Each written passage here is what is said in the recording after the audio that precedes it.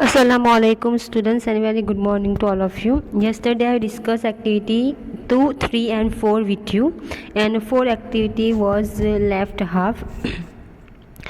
So today I am going to complete activity 4 and also I will discuss activity 5 and next activities.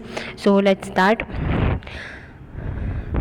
How many think that use the paragraph below to help you write about this activity. यानी इस activity के अंदर आपको इस activity का answer लिखने के लिए आप इस पैराग्राफ की हेल्प कर सकते हैं, मतलब इस पैराग्राफ को आपको फिलअप करना है. In my class we look at an advertisement for blank. किसके लिए एडवर्टाइजमेंट है? तो ये पोस्टर आपको लिखना है. किसके लिए? अमूल श्रीखंड के लिए. तो आपको यहाँ पे उसका नाम लिखना है. It was created and paid more by, और किसने ये क्रिएट किया है?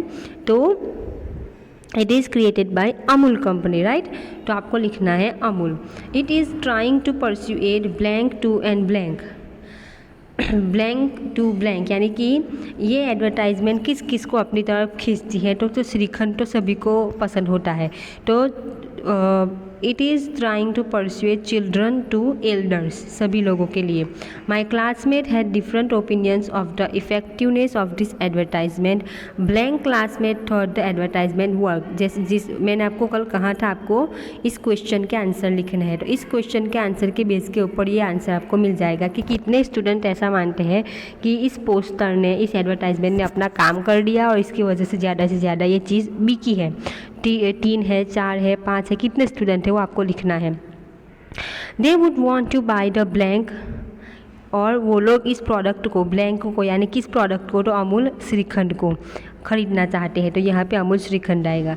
Blank classmate thought the advertisement did not work, और कितने स्टूडेंट ऐसा मानते हैं कि ये एडवर्टाइजमेंट ने काम नहीं किया, इस एडवर्टाइजमेंट को देख के लोग इसे नहीं खरीदेंगे. 10, 15, कितने स्टूडेंट? तो आपको यहाँ पे लिखना है. They would not want two by the blank, और यही प्रोडक्ट लिखना है आपको. I think blank. अब आप क्या सोचते हैं, ये प्रोडक्ट ये एडवर्टाइजमेंट ने काम किया नहीं किया, वो आपको लास्ट में लिखना है. तो ऐसे पूरी एडवर्टाइजमेंट के अंदर जितने भी क्वेश्चन पूछे गए हैं उस सभी को इस एक ही पैराग्राफ के अंदर कंबाइन करके एक पैराग्राफ बना दिया है. तो पूरा पैराग्राफ आपको लिखना है.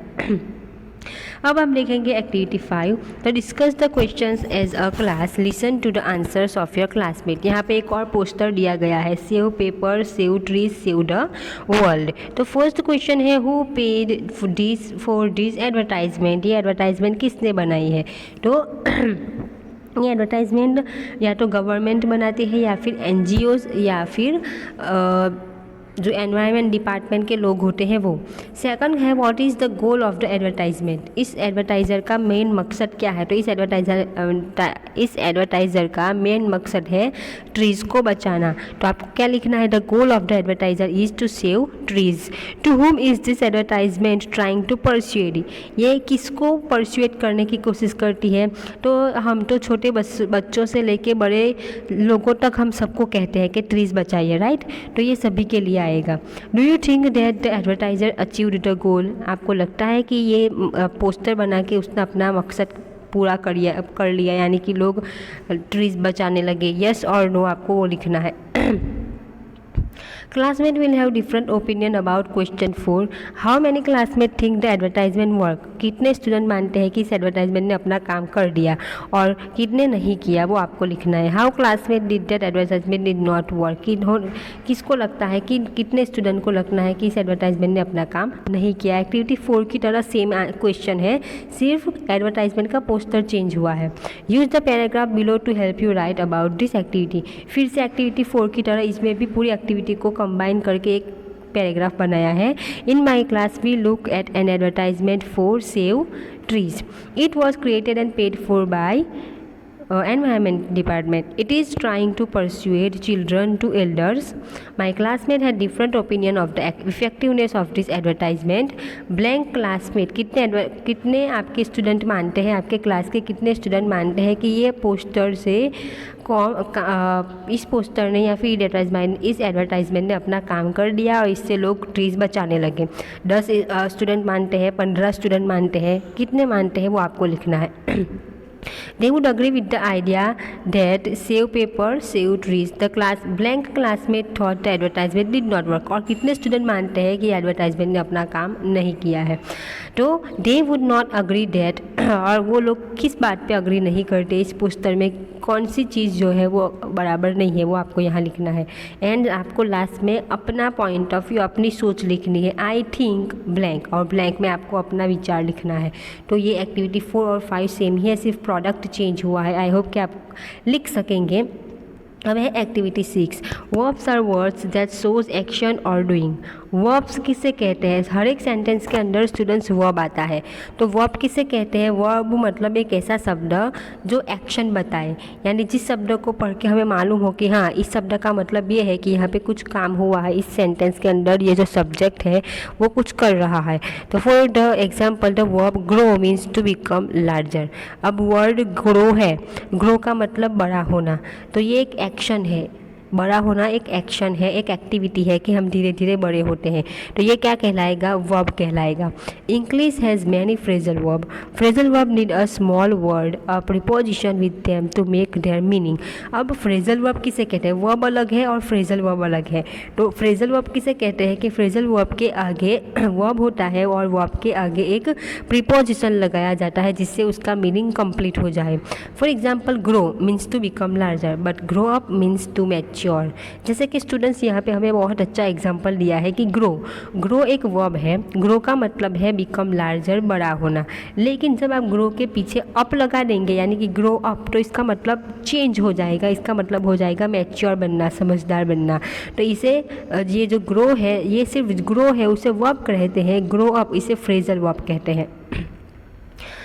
Look at the article How advertising targets our children carefully. Find phrases where the preposition seems to be part of verb.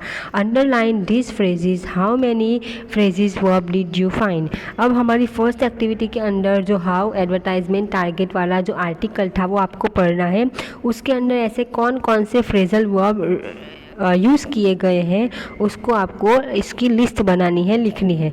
तो कौन कौन से हैं वो आपको उस आर्टिकल के अंदर से ढूंढना है। एग्जाम्पल के तौर पे यहाँ पे ग्रो अप दिया है, तो ऐसे आपको वर्ब ढूंढने हैं जिसके साथ कोई ना कोई प्रीपोजिशन जुड़ा हुआ हो। आप आज के दिन आप ट्राई कीजिए, आप ढूंढ पाते हैं कि नहीं, और कल के दिन मैं आपको उसके आंसर बताऊंगी। और आपको देखना है कि आपने जो आंसर लिखा है या फिर जो वर्ब आपने ढूंढे हैं वो करेक्ट है कि नहीं। अब आगे, compare your number two numbers your classmate road. Which classmate road the largest number. फिर आपको आपकी लिस्ट और आपके क्लासमेट की लिस्ट को कंपेयर करना है, किसने सबसे ज़्यादा फ्रेजल वर्ब ढूंढ निकाले हैं। माई क्लासमेट नेम्ड, और फिर आपको ये लिखना है कि माई क्लासमेट नेम, आपकी क्लासमेट का नाम, found the most verb phrasal verb. She और सी फाउंड ब्लैंक, सबसे ज़्यादा जिसने ढूंढ निकाले हो उसका नाम और कितने ढूंढ निकाले हैं वो आपको यहाँ पे लिखना है। Look carefully at the phrasal verb your classmates found. Do you agree that they are all correct. Which phrasal verb did your classmate find that you missed. फिर आपको देखना है कि आपके क्लासमेट ने जो वर्ब ढूंढे हैं वो सभी राइट है कि नहीं, कि किसी के अंदर कोई वर्ब रॉन्ग भी ढूंढा है। फिर आपको ये भी देखना है कि ऐसा कोई वर्ब है जो आपकी फ्रेंड ने ढूंढा है और आपसे मिस हो गया।